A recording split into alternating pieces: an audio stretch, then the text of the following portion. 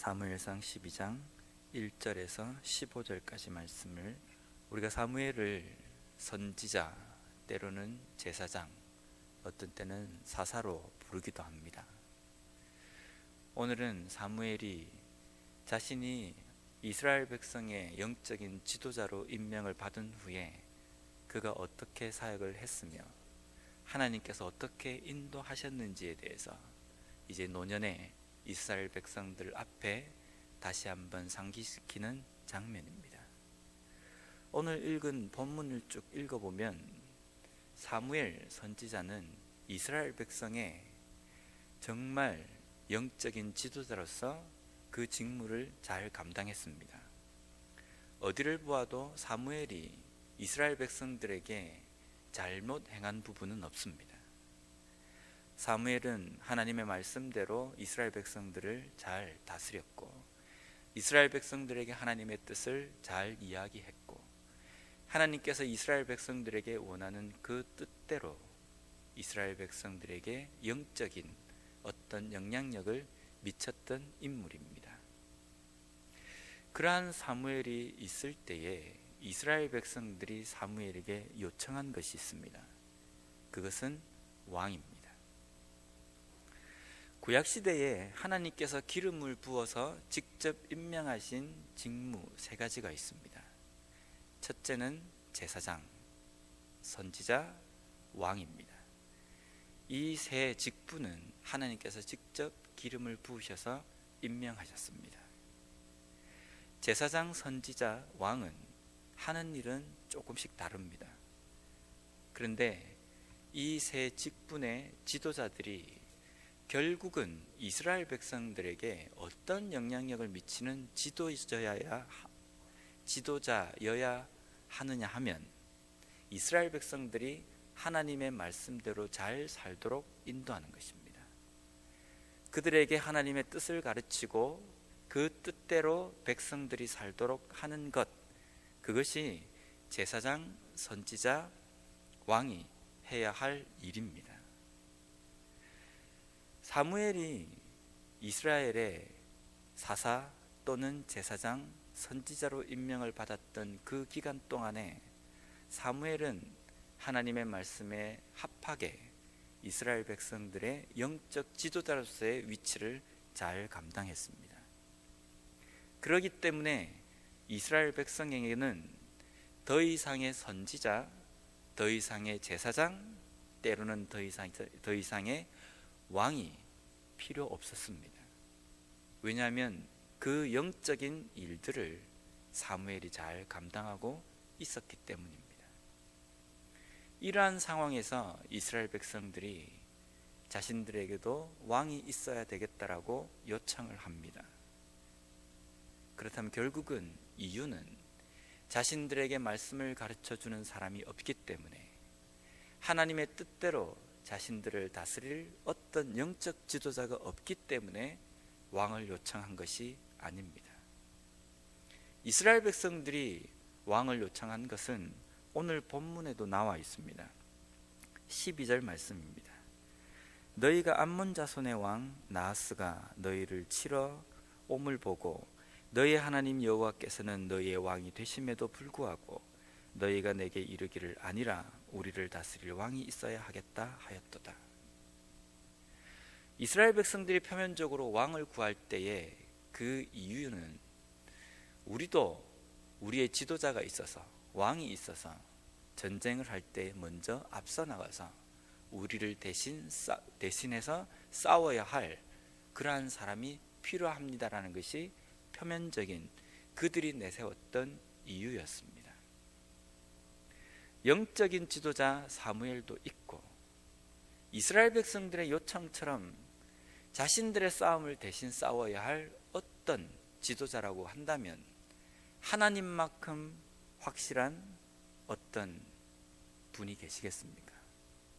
싸움을 대신 싸워야 할 왕의 존재라고 한다면 하나님만큼 확실한 분은 없습니다.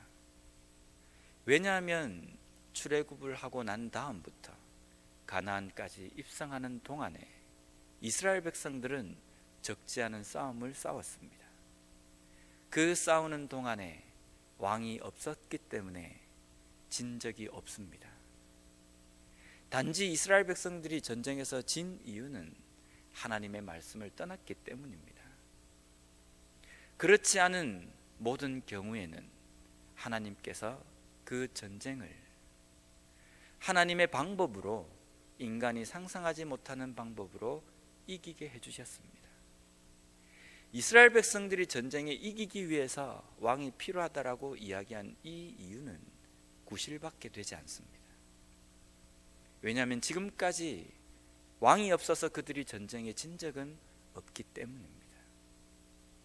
하나님께서 어떤 이유든지 이스라엘 백성들이 요청한 거기에 반응하셔서 왕을 세워주셨습니다. 그런데 그 왕을 일컬을 때에 13절 말씀에 보면 너희가 구한 왕, 너희가 택한 왕이라고 이야기하십니다. 너희들이 원해서 너희들이 구했고 너희들이 택한 왕이다 라는 겁니다. 이제 이스라엘 백성들에게 선지자도 있고 제사장도 있고 왕도 있습니다.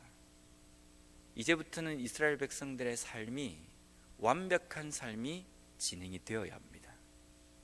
영적인 지도자도 있고 전쟁에서 자신들을 이끌, 승리로 이끌 눈에 보이는 왕도 존재하기 때문에 이제는 이스라엘 백성들의 삶은 영적으로도 충만하고 육적으로도 충만한 삶을 살아가게 되어야 합니다. 그런데 사무엘은 이 시점에서 이스라엘 백성들에게 다시 한번 경고의 말씀을 전합니다. 15절 말씀입니다. 너희가 만일 여호와의 목소리를 듣지 아니하고 여호와의 명령을 거역하면 여호와의 손이 너희의 조상들을 치신 것 같이 너희를 치실 것이라. 선지자가 있고 제사장이 있고 왕이 있어서 모든 것이 다 갖추어져 있다 할지라도 그것이 너희들을 구원할 문제가 아니라는 겁니다. 너희들을 구원하고 너희들을 하나님의 눈에 합하게 만드는 것은 바로 너희들 자신들의 삶이다라는 겁니다.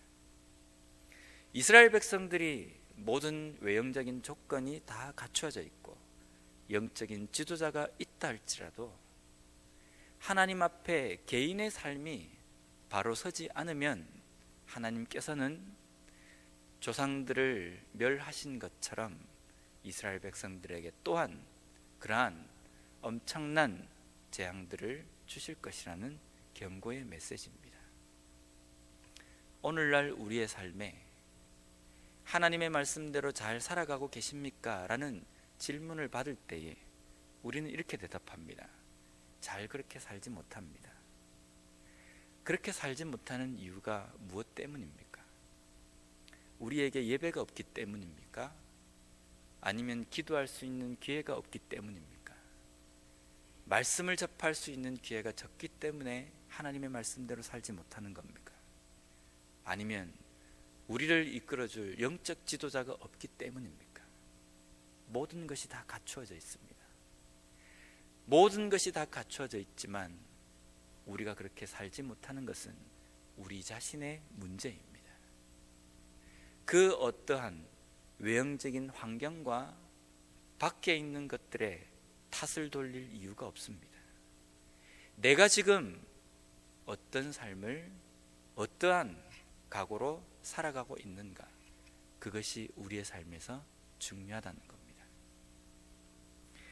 에스겔서 18장 24절 말씀에 보면 이렇게 기록되어 있습니다. 만일 의인이 돌이켜 그 공의에서 떠나 범죄하고 악인이 행하는 모든 가증한 일대로 행하면 살겠느냐? 그가 행한 공의로운 일은 하나도 기억함이 되지 아니하리니 그가 그 범한 허물과 그 지은 죄로 죽으리라. 의인이 과거에 공의를 행하고 선을 베풀며 훌륭하게 살았다 할지라도 종국에 하나님의 뜻에 떠나서 죄인의 삶을 살아가게 되면 이전에 행했던 선한 모든 일이 기억된 바가 되지 않는다는 겁니다. 그가 지은 그 죄 때문에 죽게 될 것이다 라는 경고의 메시지입니다.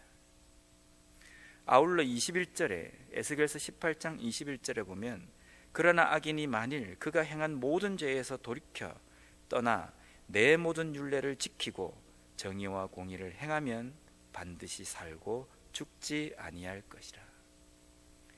죄인이 그 죄에서 떠나서 하나님의 말씀에 합한 삶을 살아가게 되면 이전의 죄악도 기억되지 않을 것이라는 겁니다. 오늘날 우리의 삶을 바라보는 하나님의 눈이십니다. 우리가 과거에 어떠한 삶을 살았느냐, 그것이 중요하지 않습니다. 내가 어떤 외형적인 조건을 갖추고 있느냐, 그것도 중요하지 않습니다. 하나님의 눈에 중요한 것은 지금 현재 내가 영적으로 하나님의 말씀에 서 있느냐, 그렇지 못하느냐, 그것이 중요합니다. 우리의 과거의 삶, 내가 지금까지 어떻게 살았느냐, 의인처럼 살았든지 죄인처럼 살았든지 왕이 없든지 제사장이 없든지 선지자가 없든지 이것이 중요하지 않습니다. 중요한 것은 오늘날 내가 어디에 서 있느냐라는 겁니다. 하나님의 말씀대로 오늘도 살기 위하여서 힘쓰며 그것을 붙들고 내가 살아가느냐, 아니면 과거에 내가 살았던 것을 나름대로 자랑 삼아 내 외형적인 조건을 자랑 삼아 오늘 하루의 삶에 집중하지 않고 나태하고 교만하게 살아가고 있느냐, 그것이 하나님 눈에 오늘 하루의 내 삶의 평가의 기준이 된다는 겁니다. 오늘도 우리에게 하나님께서 새로운 하루를 주셨습니다. 어제까지 잘 살았다 할지라도 오늘 하나님 앞에 어떻게 사느냐가 또한 중요합니다. 어제까지 내가 어떻게 살았든지 오늘 하루 내가 돌이키고 하나님 앞에 돌아오는 것이 중요합니다. 오늘 주신 이 하루에 또 한 번의 기회를 하나님의 뜻 위에 서서 하나님의 마음에 흡족하게 하나님의 말씀대로 살아감으로 말미암아 하나님께서 기뻐하시는 하나님의 백성으로의 삶을 살아가는 우리 모두가 되었으면 좋겠습니다.